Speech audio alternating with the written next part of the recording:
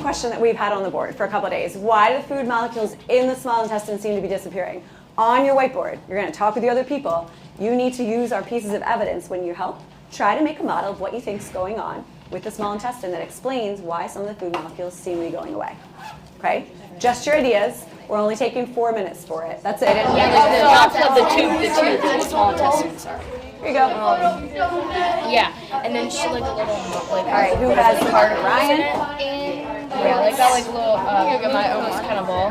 And then we can like bring it out here and make a circle and then make like zoom in, and then we can show how like the particles are getting the molecules are getting. And then draw a little coming out there.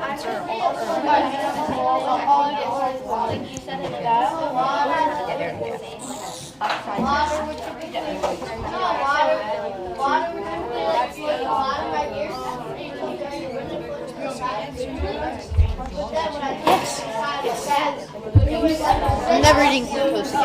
All right, start with a small intestine. And then think what was in it to begin with. Starch and glucose.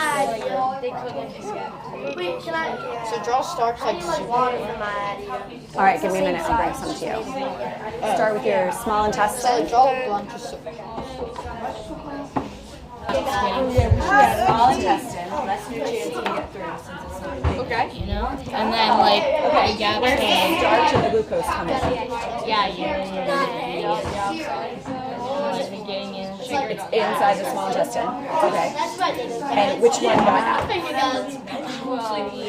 Okay. So how is that happening? What do you think is going on with how it's actually getting out?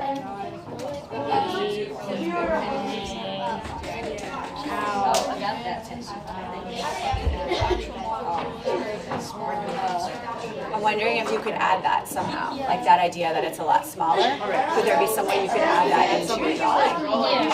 Think about how you want to show. You don't have to draw the molecule, right? Like you could just do shapes somehow. Yeah.